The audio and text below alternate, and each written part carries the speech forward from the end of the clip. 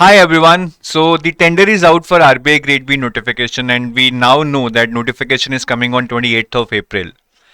तो अभी जो लोग आरबीआई के लिए पहली बार प्रिपेयर कर रहे हैं या जिनको अभी पता चला है कि आरबीआई जैसा कोई एग्जाम भी होता है, I think they are in search of lot of information कि जैसे एग्जाम डेट्स क्या हो सकते हैं, एग्जैक्ट एलिजिबिलिटी क्या है, एग्जैक्ट पैटर्न क्या है, syllabus, salary and all that.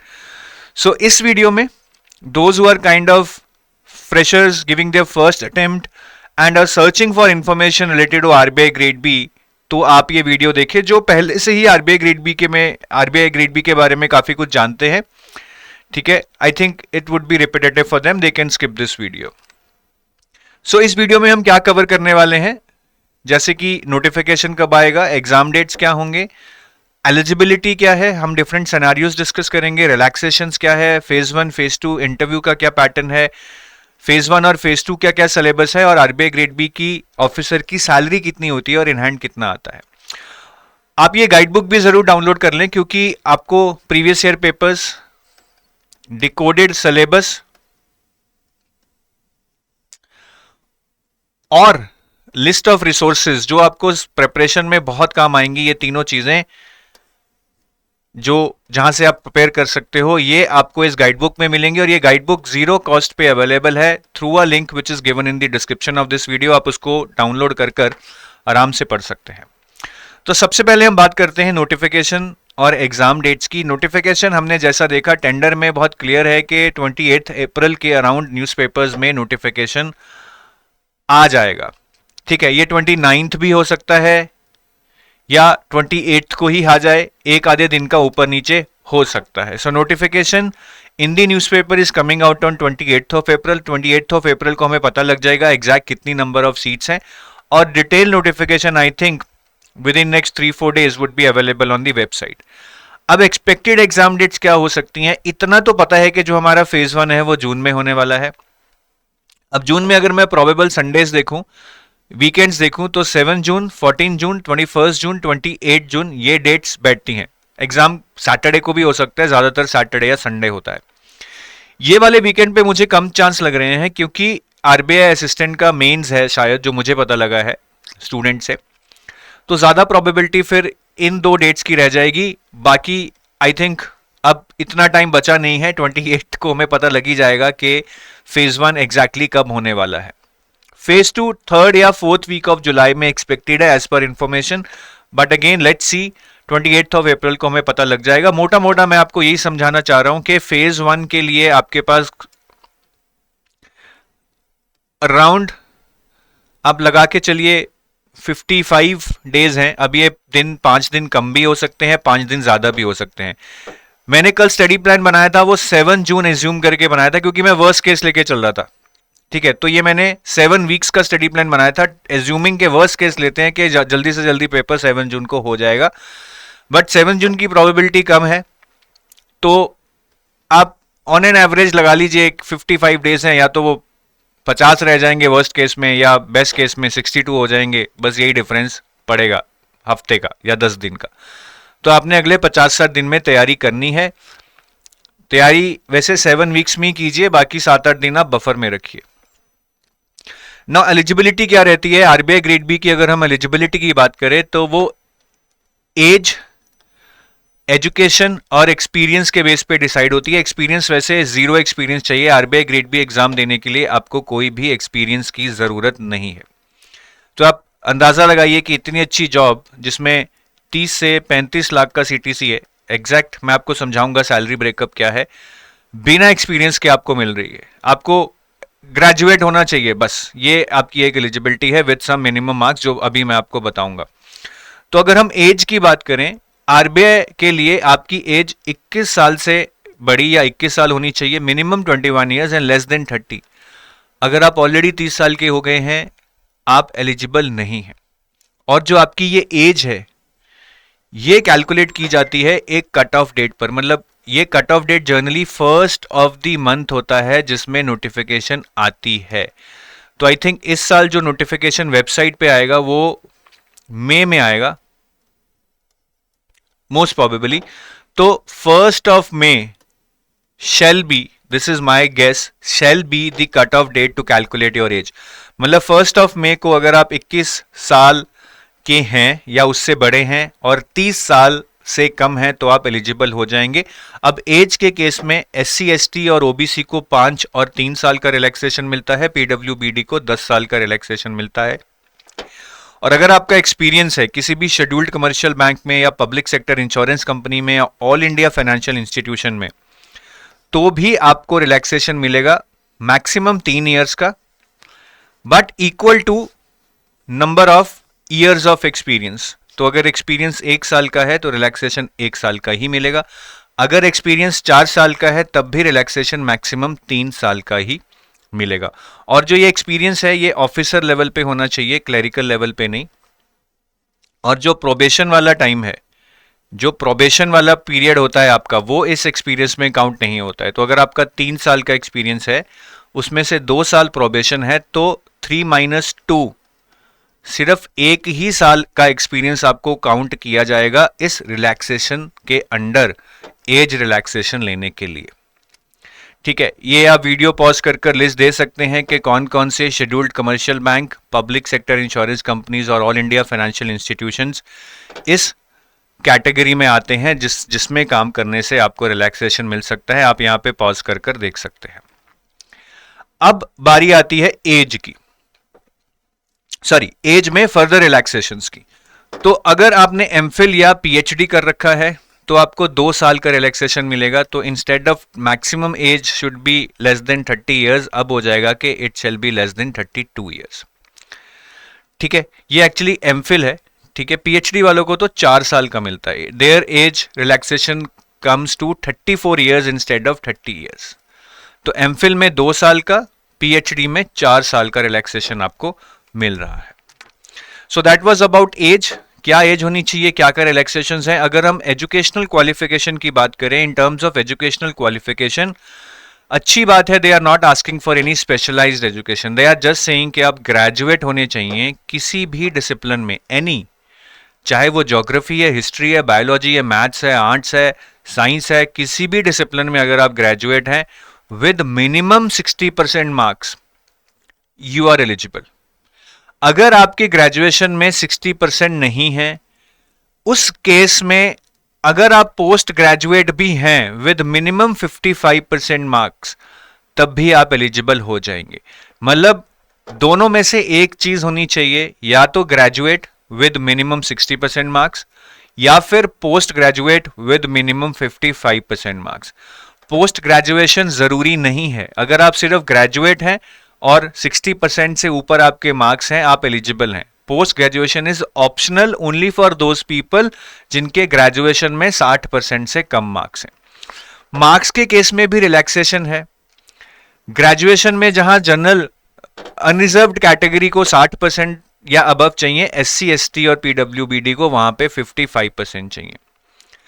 Post graduation में यहां पे जो 55% चाहिए वो यहां पे पास मार्क्स SC ST और PWBD को चाहिए।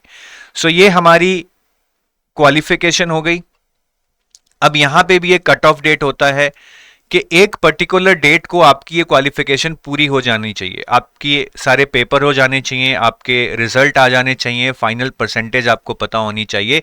तो ये भी 1st ऑफ द मंथ होता है कट ऑफ डेट, जिस मंथ में नोटिफिकेशन आती है। तो अगर नोटिफिकेशन 1st ऑफ मई को आती है तो मई में आती है तो 1st में आपकी कट ऑफ डेट बन जाएगी for eligibility of educational qualification.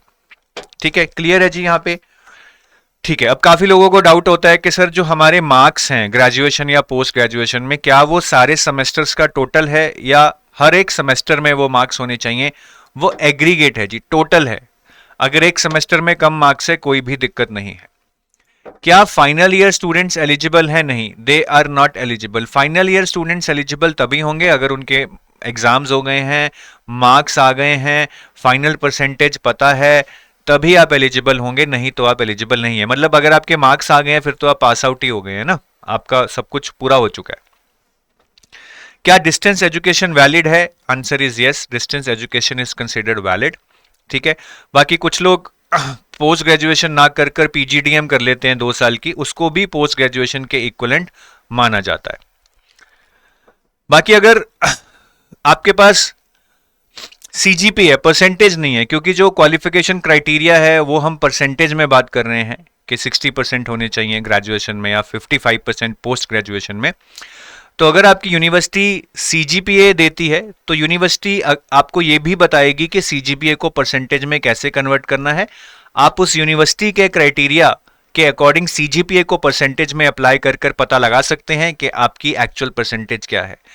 अगर यूनिवर्सिटी क्राइटेरिया नहीं दे रही है, यूनिवर्सिटी कह रही है कि हमारे पास कोई क्राइटेरिया नहीं है सीजीपीए को परसेंटेज में कन्वर्ट करने के लिए, तो आप ये आरबीआई का क्राइटेरिया अप्लाई कर सकते हैं, जिसमें 6.75 सीजीपीए को 60% माना जाता है और 5.75 सीजीपीए को 50% माना जाता है, 6.25 सीजीपीए को 55% माना जाता है। तो इससे आप आइडिया लगा सकते हैं कि आपकी सीजीपीए के अकॉर्डिंग आपकी जो परसेंटेज है वो 60 से कम है या ज़्यादा है, 50 से कम है या ज़्यादा है, 55 से कम है या ज़्यादा है, and you can decide on your eligibility. So that was about eligibility. Now coming on to the pattern. जो आरबीआई ग्रेड बी का पैटर्न है, since this is one of the most prestigious exams in a country, ये 3 phase में किया जाता है। Phase 1, phase 2, interview. Interview के बाद फाइनल मेरिट लिस्ट आती है, फाइनल सिलेक्शन होती है। ठीक है, तो 3 फेज में किया जाएगा। फेज 1 हमारा क्वालिफाइंग है, फेज 1 के मार्क्स फाइनल मेरिट लिस्ट में नहीं जुड़ते हैं, बट फेज 2 और इंटरव्यू के मार्क्स फाइनल मेरिट लिस्ट में जोड़े जाते हैं। तो सबसे पहले मैं आपको फेज 1 का पैटर्न बताता हूं। फेज 1 में एक ही पेपर आएगा आपका, एक ही पेपर होगा, उसमें 4 सेक्शंस होंगे, जीए, रीजनिंग, इंग्लिश लैंग्वेज और क्वांटिटेटिव एप्टीट्यूड।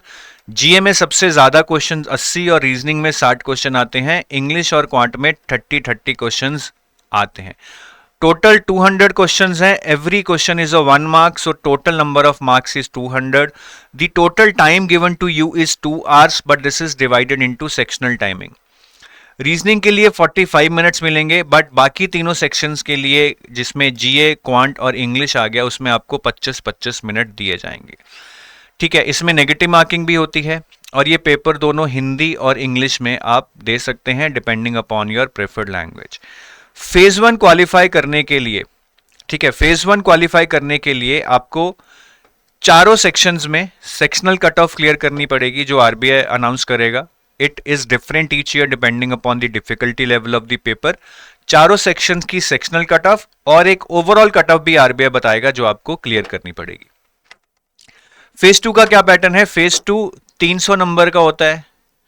इसमें 3 पेपर आते हैं हमारे, 3 पेपर आते हैं 100 ईच। वो 3 पेपर कौन से हैं? Paper 1 economic and social issues, जिसको हम ईएसआई भी बोलते हैं। पेपर 2 इंग्लिश राइटिंग स्किल्स का पेपर है, ये डिस्क्रिप्टिव होता है, इसलिए इसको डिस्क्रिप्टिव इंग्लिश भी बोल दिया जाता है। Paper 3 is finance and management, जिसको हम एफएम भी बोलते हैं। तो हमारे ये 3 पेपर आएंगे, तीनों पेपर 100-100 नंबर के होंगे, तो टोटल हमारा 300 नंबर का फेज 2 होता है। अब जो हमारा पेपर 1 है, ठीक है, 100 नंबर का पेपर 1 है जो हमारा, उसको 2 पार्ट में बांटा गया है। 50 नंबर का पेपर आएगा ऑब्जेक्टिव और 50 नंबर का पेपर आएगा डिस्क्रिप्टिव। ऐसे ही पेपर 3 को 2 पार्ट्स में बांटा गया है। 50 नंबर का पेपर आएगा ऑब्जेक्टिव, 50 नंबर का पेपर आएगा डिस्क्रिप्टिव। पेपर 2 पूरा डिस्क्रिप्टिव आएगा, 100% डिस्क्रिप्टिव है, इसमें आपको कोई भी एमसीक्यूज नहीं आएंगे। तो पेपर 1 और पेपर 3 का सेम पैटर्न है, पेपर 2 पूरा डिस्क्रिप्टिव है। और जो डिस्क्रिप्टिव राइटिंग करनी है ये आपको कीबोर्ड पे करनी होती है, ये पेन और पेपर बेस्ड डिस्क्रिप्टिव नहीं है, कीबोर्ड पे आपको डिस्क्रिप्टिव पेपर लिखना होता है। तो ये फेज 2 का पैटर्न है। फेज 2 भी आप इंग्लिश में देना चाहें इंग्लिश में दे सकते हैं, इंग्लिश में देना चाहें इंग्लिश में दे सकते हैं। सिर्फ जो इंग्लिश वाला पार्ट है, इंग्लिश का जो पेपर है, वो तो इंग्लिश में ही देना पड़ेगा।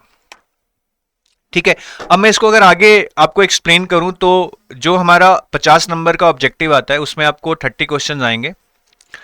10 क्वेश्चन 1 नंबर के होंगे और 20 क्वेश्चन 2 मार्क के होंगे, तो टोटल ये 50 बन जाता है। और डिस्क्रिप्टिव में आपको 4 क्वेश्चन करने होते हैं। एक्चुअली टोटल 6 क्वेश्चन आते हैं, लेकिन 4 क्वेश्चन करने होंगे। 2 10 नंबर के होंगे और 2 15 नंबर के होंगे। सेम पैटर्न आपका पेपर 1 में होगा, सॉरी पेपर 3 में होगा, finance and management. 30 question 10 question 1 mark के, 20 क्वेश्चन 2 मार्क के, 4 क्वेश्चन डिस्क्रिप्टिव में करने होंगे आउट ऑफ 6, 2 क्वेश्चन 10 मार्क के, 2 क्वेश्चन 15 मार्क के। ठीक है जी, तो ये पेपर 1 और पेपर 3 का पैटर्न हो गया। ऑब्जेक्टिव के लिए आपको 30 मिनट्स मिलेंगे, डिस्क्रिप्टिव के लिए आपको 90 मिनट्स मिलेंगे। जो हमारा डिस्क्रिप्टिव इंग्लिश का पेपर है, जो टोटल डिस्क्रिप्टिव है, उसमें आपको 3 क्वेश्चंस आते हैं, एक एसे, फिर रीडिंग कॉम्प्रिहेंशन और प्रेसी राइटिंग। ये 90 मिनट्स का पेपर होता है। तो ये दोनों पेपर, ये 120 मिनट्स 90 प्लस 30, ये भी 120 मिनट्स 90 प्लस 30, ये 90 मिनट्स जो कि बिल्कुल डिस्क्रिप्टिव है, इसमें कोई भी ऑब्जेक्टिव पार्ट नहीं है। तो ये पैटर्न ऑफ फेज 2 है। आई होप आप इसको समझ गए होंगे। अब अगर मैं इंटरव्यू की बात करूं तो फेज 2 मेरा 300 मार्क्स का है, इंटरव्यू 75 मार्क्स का है। जो फाइनल सिलेक्शन है वो 375 मार्क्स में से निकाली जाती है।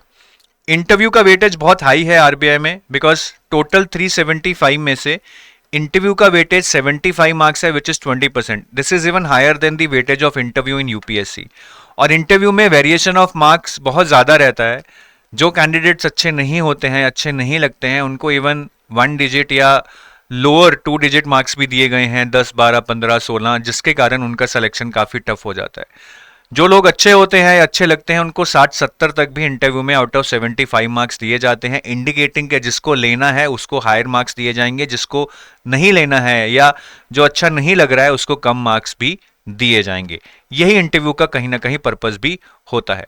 इंटरव्यू आप हिंदी और इंग्लिश दोनों में दे सकते हैं, depending upon your preferred language, लेकिन आप इंटरव्यू उसी लैंग्वेज में दीजिए जिसमें आप अपने थॉट्स को क्लैरिटी से एक्सप्रेस कर सकते हैं। Next I will come to the syllabus of phase 1। Phase 1 में अब 4 सब्जेक्ट हैं हमारे, क्वांट, रीजनिंग, इंग्लिश और जीए, है ना। I hope you remember the pattern. मैं अब एक एक टॉपिक आपको पढ़कर नहीं बताऊंगा, वीडियो को पॉज कर लीजिए। हमने प्रीवियस ईयर पेपर्स को एनालाइज कर इस सिलेबस को कोलेक्ट किया है। क्वांट का सिलेबस आपको आरबीआई ग्रेड बी की नोटिफिकेशन में नहीं मिलेगा, ठीक है। तो आप इसको आराम से वीडियो को पॉज करके नोट कर लीजिए। रीजनिंग का सिलेबस भी आप वीडियो को पॉज कर नोट कर लीजिए। ये हमने अगेन प्रीवियस ईयर पेपर्स को देखकर कोलेक्ट किया है। इंग्लिश में जो आपको एरियाज ऑफ क्वेश्चंस हैं वो आपको error spotting, sentence improvement, cloze test और रीअरेंजमेंट पे पूछा जाता है। कॉम्प्रिहेंशन, पैराजम्बल्स, सिनोनिम्स, एंटोनिम्स पे पूछा जाता है। बट इनको करने के लिए I think you need a good comprehension skill and grammar, जिसके लिए आपको ग्रामर अच्छे से पढ़नी पड़ेगी। जनरल अवेयरनेस जो कि 4th सेक्शन है, 80 नंबर्स का आता है। अब जनरल अवेयरनेस या करंट अफेयर्स हम उसको बोलते हैं, वो काफ़ी वास्ट है। बट फेज 1 के लिए आप 5 मंथ्स के करंट अफेयर्स पढ़ लीजिए प्रोसीडिंग योर एग्जाम। और एरियाज जो करंट अफेयर्स में पढ़ने हैं वो स्कीम्स, रिपोर्ट्स, आरबीआई के खुद के नोटिफिकेशंस, फाइनेंस और ईएसआई करंट अफेयर्स, फिर मिसलेनियस जीए जैसे sports, awards, summits and conferences, important days and their themes, MoUs, agreements and all that, and then static part. तो ये सारे एरियाज हमें पढ़ने हैं। इनका वेटेज मैंने यहाँ पे जानबूझकर नहीं लिखा है, because weightage keeps on changing. There is no trend which can say कि यार ये ज्यादा आएगा, ये कम आएगा। तो आप सारे ही एरियाज पढ़ के जाइए, एज्यूमिंग के सब इक्वली इंपॉर्टेंट है। फेज 2 के सिलेबस की बात करूं तो फेज 2 का सिलेबस नोटिफिकेशन में मेंशन्ड है, but still I would say that syllabus that is given in the notification is not exhaustive, it's indicative. तो आप उसको बिल्कुल पत्थर की लकीर समझकर मत पढ़िए कि इसके बाहर नहीं आएगा। तो अगर मैं सबसे पहले एफएम की बात करूं तो एफएम में 50 मार्क्स का आपको मैनेजमेंट आता है, 50 मार्क्स का फाइनेंस आता है। मैनेजमेंट में ये बेसिकली मेन टॉपिक्स हैं जो येलो में हाईलाइटेड है नोटिफिकेशन की। अगर मैं बात करूं तो motivation, leadership, communication, general management, emotional intelligence, personality and perception, conflict, organisational change, corporate governance and ethics, ये आपके मेन टॉपिक्स हैं। अब सिलेबस हमारा एक गाइडलाइन है, हमें उसके अकॉर्डिंग पढ़ना है, बट जैसा मैंने बोला ये कहीं ना कहीं इंडिकेटिव होता है, एग्जॉस्टिव नहीं होता है। अब सपोज कीजिए मोटिवेशन के अंदर आपको ये थ्योरीज दी हुई हैं। अब आप जब किताबें पढ़ेंगे, इन थ्योरीज के अलावा भी कुछ थ्योरीज होंगी which are related to motivation but are not given here in the syllabus. तो क्या आप उसको छोड़ देंगे? छोड़ना नहीं है, बट आप उसको लोअर प्रायोरिटी पे ले सकते हैं as compared to the theories which are already mentioned in the notification. तो अगर टाइम लगे, जो चीज़ें बुक्स में हैं बट सिलेबस में नहीं है लेकिन आपके चैप्टर से रिलेटेड है, उनको आप एक बार पढ़ लें, उनमें से काफ़ी बार क्वेश्चन देखे गए हैं। अगर मैं फाइनेंस की बात करूं तो फाइनेंस में स्टैटिक थोड़ा ज़्यादा आता है, करंट कम आता है, ठीक है। अगर स्टैटिक की बात करूं जो आपका नोटिफिकेशन में सिलेबस गिवन है, तो बेसिकली या तो वो फाइनेंशियल सिस्टम है जिसमें हम फाइनेंशियल सिस्टम के स्ट्रक्चर के बारे में पढ़ते हैं, आरबीआई और अदर रेगुलेटरी बॉडीज़ के फंक्शंस के बारे में पढ़ते हैं, डिजिटल पेमेंट्स एनबीएफसीज के बारे में पढ़ते हैं, role of IT in finance के बारे में पढ़ते हैं, ठीक है। तो first unit is very generic unit. Second unit is about financial markets कि हमारी फाइनेंशियल मार्केट्स में कौन कौन से मेन एरियाज़ हैं, bond market, equity market, money market, जहाँ से पैसा मोबिलाइज कर कर इकोनॉमी में आता है और कौन कौन से इंस्ट्रूमेंट्स के थ्रू आता है। फिर कुछ जनरल टॉपिक्स हैं जैसे रिस्क मैनेजमेंट हो गया, डेरिवेटिव्स हो गया, फाइनेंशियल इंक्लूजन हो गया, कॉर्पोरेट गवर्नेंस हो गया, अकाउंटिंग हो गया, इन्फ्लेशन हो गया। तो ये टॉपिक्स भी इंपॉर्टेंट हैं जो आपको पढ़ने हैं। तो सिलेबस बहुत ज़्यादा नहीं है, and if you see this is not something which is core finance. The only unit which I can see here which is related to core finance is unit number 8। बाकी यूनिट्स बहुत generic हैं, banking और economy से related हैं, कोई core finance नहीं है। फिर करंट पार्ट में भी काफ़ी क्वेश्चंस आपको एग्जाम में पूछे जाते हैं। उसके लिए आप आरबीआई का नोटिफिकेशंस पढ़ लीजिए, सेबी की जो न्यूज़ हैं वो पढ़ लीजिए, ठीक है। और फाइनेंस के कुछ और करंट अफेयर्स जैसे जो financial inclusion, digital payments, stock market से रिलेटेड हैं वो भी आप पढ़ लीजिए। स्कीम्स नहीं आएंगी फाइनेंस में, इसको आप छोड़ सकते हैं। और ये 6 रिपोर्ट्स हैं जो आप पढ़ लीजिए: economic survey, union budget, financial stability report, RBI का annual report, currency and finance report and trends and progress in banking report. तो इतना करंट अफेयर्स अगर आप पढ़ते हैं, आई थिंक ऑब्जेक्टिव पार्ट तो आपका सॉर्टेड है। लेकिन डिस्क्रिप्टिव के लिए आपको साथ में एडिटोरियल्स भी पढ़ने चाहिए, बिकॉज इन रिपोर्ट्स के अलावा कुछ क्वेश्चंस आपको डिस्क्रिप्टिव में एडिटोरियल्स के ऊपर भी पूछ लिए जाते हैं, ठीक है। जैसे ये एक क्वेश्चन आया था ग्रोथ वर्सेस वैल्यू इन्वेस्टिंग, जो इकोनॉमिक टाइम्स में एडिटोरियल था उसके ऊपर आया था। फिर ये यूनियन बजट की रिपोर्ट में से 2024 में क्वेश्चन आया था। तो रिपोर्ट्स और एडिटोरियल्स, अगर आप current affair based descriptive questions करना चाहते हैं तो आपके लिए काफ़ी रहेंगे। अगर मैं अब ईएसआई के सिलेबस पे आऊं, तो ईएसआई में करंट अफेयर्स डोमिनेट करते हैं, स्टैटिक पोर्शन का वेटेज बहुत कम है। स्टैटिक वेटेज के लिए जो नोटिफिकेशन में सिलेबस मेंशन्ड है वो हमें पढ़ना है। बेसिकली 4 यूनिट्स में डिवाइडेड है। First unit is growth and development, जहाँ पे हम नेशनल इनकम और जीडीपी के बारे में पढ़ते हैं, पॉवर्टी और एम्प्लॉयमेंट के बारे में पढ़ते हैं, सस्टेनेबल डेवलपमेंट और एनवायरनमेंट के बारे में पढ़ते हैं। दूसरा यूनिट इंडियन इकोनॉमी के ऊपर है, जिसमें हम इकोनॉमिक हिस्ट्री ऑफ इंडिया पढ़ते हैं, मॉनेटरी और फिस्कल पॉलिसी पढ़ते हैं, इकोनॉमिक सर्वे और बजट पढ़ते हैं, ठीक है। फिर एग्रीकल्चर के बारे में पढ़ते हैं, पब्लिक फाइनेंस और इंडस्ट्रियल डेवलपमेंट्स इन इंडिया के बारे में पढ़ते हैं। तो हम मतलब ओवरऑल इकोनॉमी कैसे हमारे देश में चलती है, कैसे बजट्स बनाए जाते हैं, कैसे ग्रोथ देखी जाती है, सब कुछ आप इस इंडियन इकोनॉमी चैप्टर में पढ़ेंगे। फिर ग्लोबलाइजेशन है, जिसमें हम देखेंगे कि कैसे देश एक दूसरे से जो ट्रेड करते हैं कैसे रिलेटेड है। तो इसमें हम balance of payment, export import policy, international economic institutions जो हमारे होते हैं, IMF, world bank, world trade organisation, इनके बारे में पढ़ेंगे। फिर रीजनल इकोनॉमिक कोऑपरेशन के लिए बहुत सारे समिट्स और कॉन्फ्रेंसेस होते हैं, वो हम ग्लोबलाइजेशन के अंडर पढ़ेंगे। फिर सोशल इश्यूज इन इंडिया हमारा 4th यूनिट है, जिसमें हम gender issues, urbanisation, migration, social justice, जो भी हमारी समाज की समस्याएं हैं उनके बारे में हम पढ़ेंगे। तो ये बेसिक कुछ टॉपिक्स हैं जो हमें ईएसआई के स्टैटिक पार्ट को कवर करने के लिए पढ़ने हैं। अगर मैं ईएसआई के करंट पार्ट की बात करूं, करंट अफेयर्स में आपको 3 चीजें करनी है ईएसआई में। एक तो स्कीम्स, रिपोर्ट्स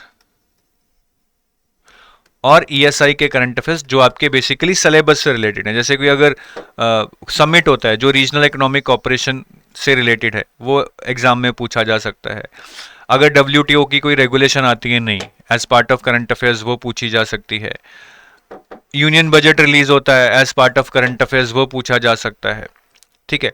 तो apart from schemes and reports, ESI के जो हमारे करंट अफेयर्स हैं रिलेटेड टू आवर सिलेबस, वो भी हमें पढ़ने हैं। ये 3 चीज़ें हमें पढ़नी है, इससे हमारे करंट अफेयर्स हो जाएंगे ऑब्जेक्टिव के लिए। डिस्क्रिप्टिव के लिए भी हमें रिपोर्ट्स पढ़नी है, रिपोर्ट्स में से डिस्क्रिप्टिव क्वेश्चन आते हैं। साथ में हमने एडिटोरियल पढ़ लेना है, जो मैंने आपको एफएम में भी बताया था, एडिटोरियल हमने जरूर पढ़ना है, एडिटोरियल हमने नहीं छोड़ना है। ठीक है, ठीक है। अब मैं डिस्क्रिप्टिव इंग्लिश पे आऊं तो डिस्क्रिप्टिव इंग्लिश पे तो 3 ही क्वेश्चन आते हैं, एसे, प्रेसी, कॉम्प्रिहेंशन। प्रेसी और कॉम्प्रिहेंशन किसी भी रैंडम टॉपिक पे आ सकता है। ऐसे जनरली आपको 4 या 5 टॉपिक्स आते हैं और आपको एक लिखना होता है। वो 4 या 5 टॉपिक या तो इन्हीं एरियाज में से होंगे ज्यादातर, जैसे इकोनॉमी, फाइनेंस, मैनेजमेंट पे एक टॉपिक डाल दिया, रोल ऑफ नो जैसे मर्जर्स एंड एक्विजिशंस पे डाल दिया, डिमोनेटाइजेशन पे डाल दिया, वर्क कल्चर पे डाल दिया, टेक्नोलॉजी और इंटरनेट पे क्या टॉपिक्स हो सकते हैं, role of social media in banking, role of AI in banking, role of social media in communication, जो भी चीज़ टेक्नोलॉजी या इंटरनेट से रिलेटेड है। सोशल इश्यूज में क्या हो सकता है, जो हमारे सोशल इश्यूज हैं, illiteracy, drug abuse, women empowerment, ये सारी चीज़ें सोशल इश्यूज के अंडर पूछी जा सकती हैं।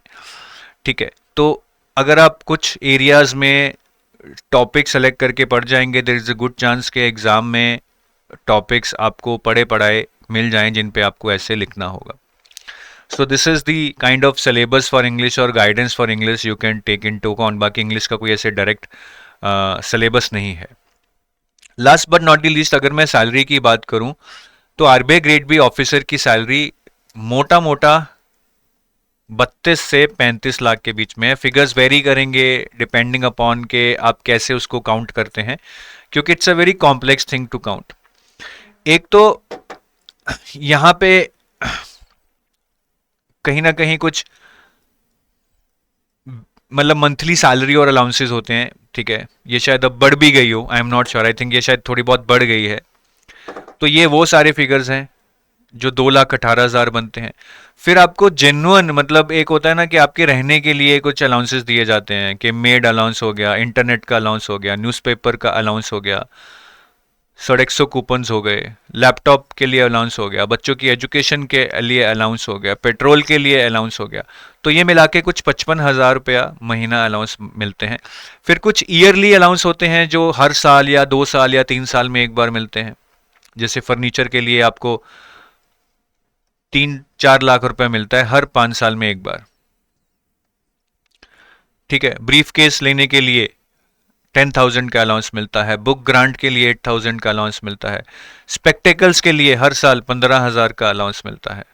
फिर लीव फेयर कंसेशन, मतलब ट्रैवल अगर आप करते हैं तो वो भी छुट्टियों में घूमने के लिए आपको 1,24,000 पर पर्सन दिया जाता है, जो आपके डिपेंडेंट को भी दिया जाता है वंस इन 2 ईयर्स। तो अगर आप 2 लोग हैं तो 2 साल में एक बार दोनों को 1,24,000 तक का लीव फेयर रीइंबर्समेंट मिलेगा। ठीक है, तो ये मैं 2 बार लिख गया हूं गलती से। तो ये कुछ आपका 2,30,000 रुपये बनता है। तो 2,18,000 मेरा ये हो गया, विच इज अराउंड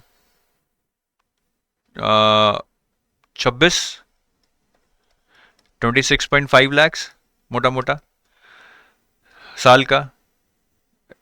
ये हो गया हमारा 5.5 लाख इंटू 12, 6,60,000 हमारा ये हो गया, और 2,30,000 हमारा ये हो गया। तो ये टोटल बन जाता है 26, 6, 32, 34 और 35 के बीच में फिगर आएगा, वही जो मैंने आपको ऊपर बताया था। But the way you calculated it would be different. ठीक है, काफ़ी लोग अलग अलग तरीके से कैलकुलेट करते हैं। कोई ईयरली अलाउंस को नहीं जोड़ेगा, कोई एचआरए को नहीं जोड़ेगा, क्योंकि अगर आप आरबीआई का अकोमोडेशन ले लेते हैं तो एचआरए आपको नहीं मिलेगा, क्योंकि आरबीआई ने आपको अकोमोडेशन दे दी है। तो अलग अलग फिगर्स आएंगे, बट मोटा मोटा ये सीटीसी है जो आरबीआई आपको देता है। It's a very good job with a decent salary, वो चाहे अब 33 लाख हो, 34 लाख हो, 35 लाख हो, शुड नॉट मैटर। अब क्या ये सारा जो 34-35 लाख है आपको हर साल इन हैंड मिलेगा? नहीं, इसमें से कटौती होती है। सबसे पहले आपका इनकम टैक्स कटेगा भाई, आप जितना ज़्यादा कमाएंगे उतना इनकम टैक्स कटेगा। तो आई थिंक 20 से 25,000 आपका इनकम टैक्स कटेगा पर महीने। फिर दूसरी चीज़, इनकम टैक्स के अलावा एनपीएस आप और कंपनी दोनों कंट्रीब्यूट करते हैं, तो आई थिंक 15 से 20,000 आपका ये कट जाएगा। तो ये कुछ 35 से 45,000 के डिडक्शन आपके हो सकते हैं। ठीक है, तो अगर ये डिडक्शंस के बाद आपको इन हैंड मिलेगा, और वो भी हर महीने नहीं मिलेगा क्योंकि कुछ अलाउंसेस आपके ईयरली हैं, कुछ अलाउंसेस आपके 1 in 3 years हैं, बट ऑन एन एवरेज आप ये लगा लो 2.2 लाख इन हैंड आ सकता है। बट हाँ, अगर आपने HRA ना लेकर एकोमोडेशन ले लिया तो आपका HRA आपको नहीं मिलेगा। तो जो आपका 70-75K का HRA है वो आपका कट जाएगा, फिर आपके हाथ में 1.5 लाख ही आएगा, फिर 2,20,000 नहीं आएगा, ये याद रखना। तो HRA काफ़ी बड़ा अमाउंट है। अगर आप RBI के फ्लैट्स या क्वार्टर्स जो भी एकोमोडेशन RBI आपको दे रहा है अगर आप वो ले लेते हैं तो फिर आपका इन हैंड कम हो जाएगा, बट उस केस में आपका रेंट का खर्चा भी बचेगा क्योंकि आप RBI से एकोमोडेशन ले चुके हैं। तो ये सारी डिटेल्स आई होप आपको क्लियर हो गई होंगी कि RBI का क्या पैटर्न है, सिलेबस है, सैलरी है, so you can make a informed decision now. बाकी अगर आप RBI की तैयारी करना चाहते हैं तो हमारे पास गोल्ड कोर्स है और सिल्वर कोर्स है। Gold course phase 1+2 plus interview की प्रिपरेशन के लिए है। Silver course basically phase 2 plus interview के लिए है। तो काफ़ी लोग होते हैं ना जिनको लगता है कि सर QRE हमें आता है, तो उनको सिल्वर कोर्स में QRE नहीं मिलेगा, तो वो सिल्वर कोर्स ले सकते हैं क्योंकि उनको QRE आता है। जो फेज 1 के करंट अफेयर्स हैं वो आपको सिल्वर कोर्स में भी मिल जाएंगे बिकॉज वो फेज 2 से ओवरलैप करते हैं। ठीक है, बाकी हम लाइव क्लासेस शुरू करने वाले हैं क्योंकि RBI का नोटिफिकेशन आ गया है, तो जल्दी ही हम गोल्ड और सिल्वर कोर्स में लाइव क्लासेस शुरू करेंगे। ठीक है, तो लाइव क्लासेस के थ्रू आपको एक डेली शेड्यूल मिल जाएगा जिसके थ्रू आप प्रिपेयर कर सकते हैं आराम से, शांति से। टीचर आएगा, आपको पढ़ाएगा, आपके डाउट्स रिजॉल्व करेगा, एक टारगेटेड स्टडी हो जाएगी कि आप जिसके अकॉर्डिंग पढ़ सकते हैं। So thank you, all the best.